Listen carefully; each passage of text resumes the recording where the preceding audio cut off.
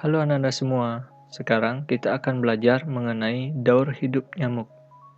Kalian tidak asing dengan nyamuk bukan?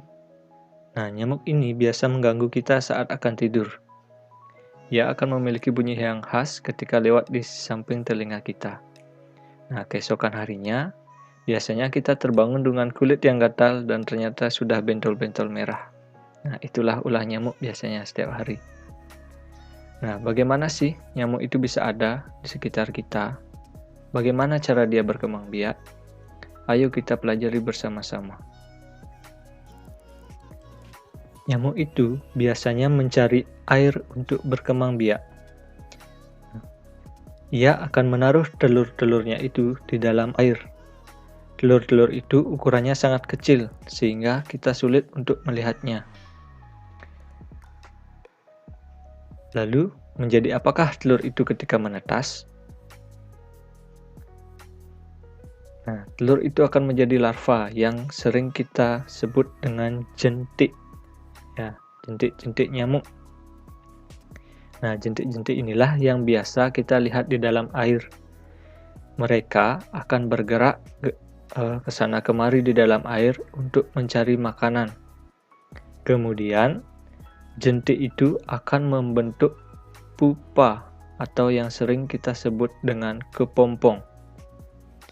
Nah, ketika nyamuk dalam kepompong sudah terbentuk dengan sempurna, maka ia akan siap untuk keluar dari dalam air dan ia akan berusaha terbang dengan tidak menyentuh air.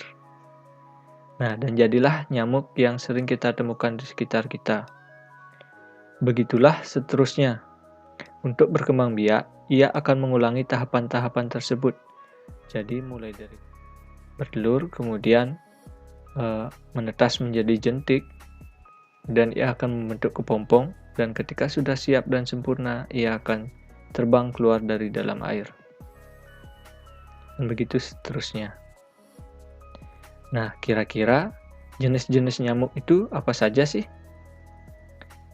Yang pertama, nah bisa dilihat dari bentuknya, ada warna loreng-loreng tubuhnya.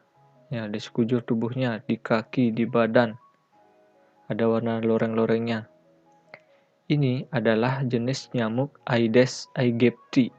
Ya, nyamuk ini pembawa virus dengue. Nah, virus dengue inilah yang menyebabkan kita mengalami penyakit demam berdarah atau yang sering kita sebut dengan DB. Ya, jadi nyamuk Aedes aegypti ini dia suka hidup di genangan air yang bersih. Jadi dia akan melepaskan telur-telurnya di genangan air yang bersih. Kemudian yang kedua ada nyamuk Anopheles. Nah, bisa dilihat perbedaan bentuknya, terutama di warna ini. Ya,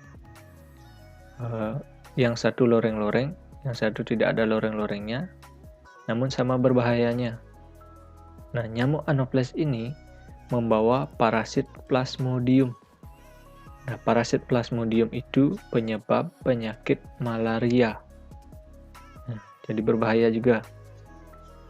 Nyamuk Anopheles ini hidup di genangan air kotor atau saluran air, bisa juga di sampah. Nah, karena sampah itu lembab biasanya sehingga ada air di sana. Nyamuk Anopheles suka di sana dia tinggal, sehingga dia bisa berkembang biak. Nah, sekarang Yanda ingin bertanya kepada Anda semua. Bagaimana cara mencegah perkembangbiakan nyamuk? Nah, ayo kalian pikirkan.